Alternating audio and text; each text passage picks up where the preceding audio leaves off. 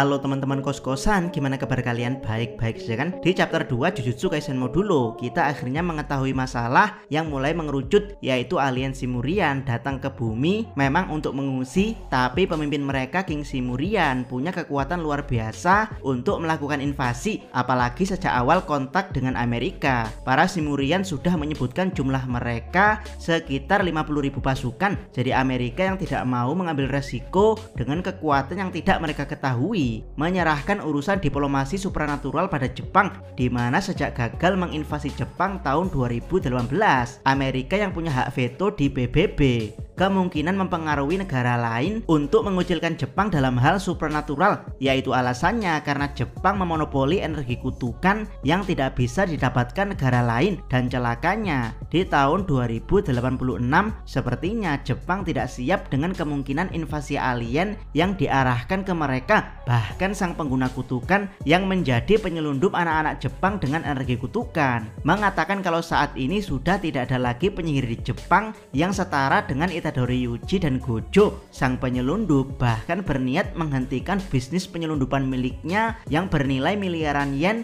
karena dia yakin Jepang akan segera hancur oleh invasi alien. Sang penyelundup ingin membuat penjualan terakhir yang super besar lalu pensiun dengan kabur ke luar negeri menjauhi Jepang. Jadi ya, fakta ini membuka mata diplomat luar negeri Jepang yang sekaligus perwakilan dunia Jujutsu, yaitu negara mereka tidak siap menghadapi 50.000 alien Simurian. Jadi untuk sementara mereka hanya menugaskan dua penyihir, yaitu Tsurugi dan Yuka, untuk bertukar info dalam misi bersama seorang Simurian bernama Maru. Jadi baik Simurian dan penyihir Jepang akan saling menyelidiki satu sama lain tentang kemungkinan ancaman. Masalahnya adalah dari pihak alien sepertinya hanya Maru yang benar-benar ingin bersahabat, sementara Cross yang punya misi khusus dari atasannya terlihat tidak ingin mengenal manusia lebih lanjut dan lebih mewaspadai mereka sebagai ancaman. Yap, melihat konflik seperti ini, Abdikos jadi teringat Geto Suguru dan ideologinya, yaitu dia ingin menciptakan dunia dalam kurung masyarakat Jepang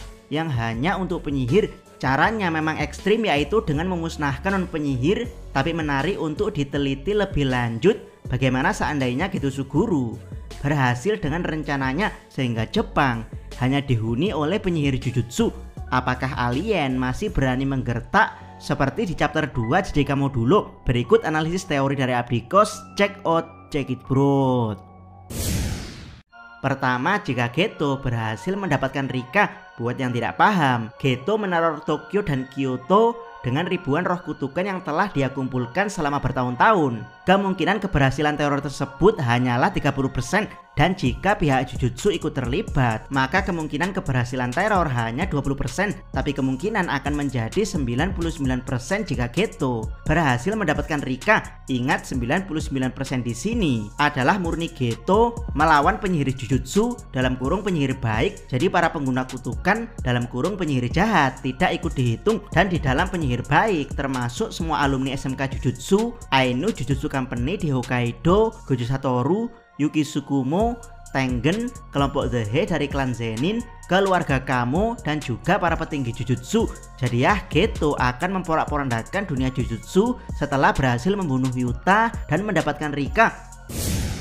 Kedua, cara Geto menang melawan penyihir Jujutsu. Meski Abdikos bilang memporak-porandakan, bukan berarti Geto akan menang dalam sehari. Peperangan akan terjadi selama bertahun-tahun, bahkan bisa sampai puluhan tahun. Jepang akan mengalami kekacauan di mana kematian non penyihir akibat roh kutukan meningkat tajam karena ada Geto yang mengendalikan roh kutukan tersebut. Ketakutan non penyihir akan melahirkan banyak sekali energi negatif yang membentuk roh kutukan, sehingga semakin lama pasukan kutukan Geto semakin kuat.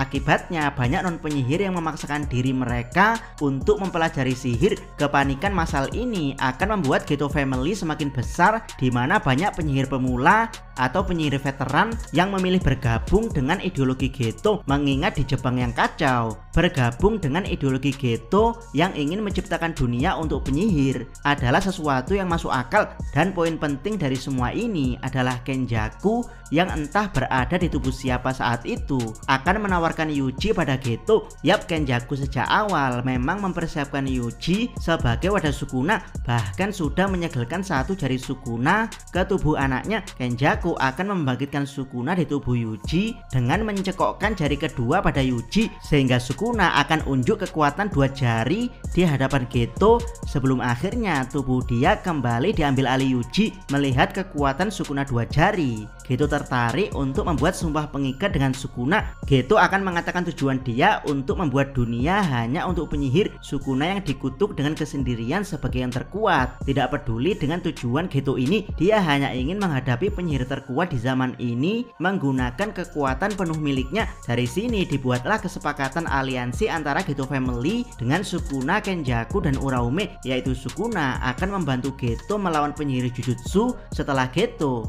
menemukan seluruh jari Sukuna. Dan ya, inilah yang Abdiko sebut sebagai akhir dari dunia Jujutsu. Perang besar akan terjadi, dan ini beneran perang, bukan para penyihir maju satu persatu layaknya di Shinjuku Showdown. Abdikos tidak bisa memikirkan dampak pasti dari perang ini, tapi yang jelas zaman keemasan Jujutsu akan kembali terjadi di Jepang, yaitu para penyihir dan roh kutukan lebih mendominasi daripada manusia. Orang-orang kaya di Jepang sebagian besar akan mengungsi, sebagian lagi akan menjadi budak penyihir Jujutsu. Militer Jepang akan dikerahkan namun terlambat karena negara Jepang sudah dikuasai oleh penyihir Jujutsu. Bahkan Geto kemungkinan akan jadi Perdana Menteri yang mengendalikan kekaisaran Jepang di era modern. Undang-undang yang diterapkan adalah undang-undang Jujutsu layaknya di film The Yin Yang Master. Tokyo bukan lagi ibu kota Jepang, melainkan Kyoto layaknya Jepang di zaman Heian.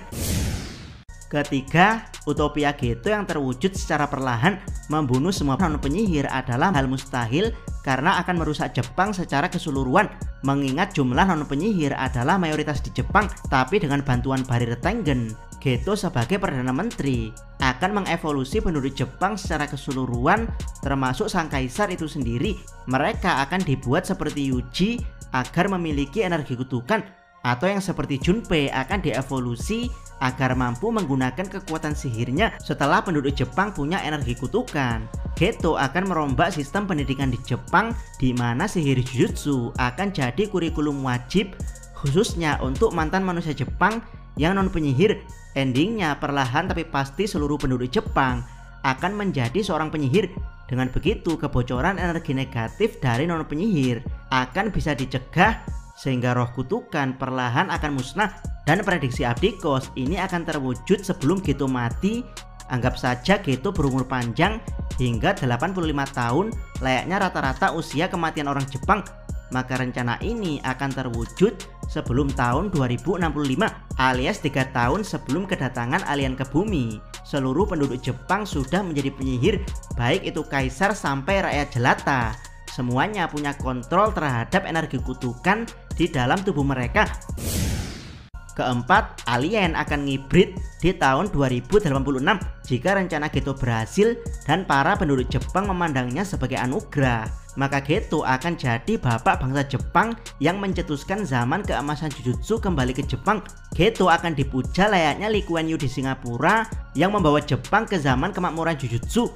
Legasinya akan diteruskan ke keturunan Geto dengan dukungan penuh dari kaisar.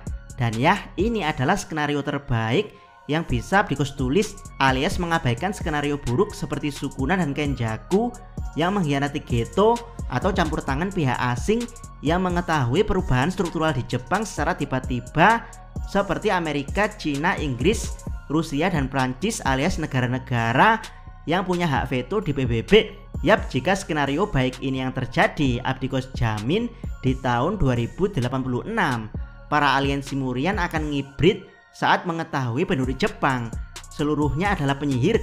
50.000 pasukan hanyalah keroco di hadapan ratusan juta penduduk Jepang yang bisa mengendalikan energi kutukan di tubuh mereka. Bisa jadi alien akan balik kanan atau memaksakan diri untuk mengungsi tanpa bisa memberikan ancaman apapun pada pemerintah Jujutsu di Jepang. Bagaimana menurut pendapat kalian? Silahkan tuliskan komentar kalian di bawah. Jangan lupa subscribe channel Otakos Dan jangan lupa share video ini. Salam Mi.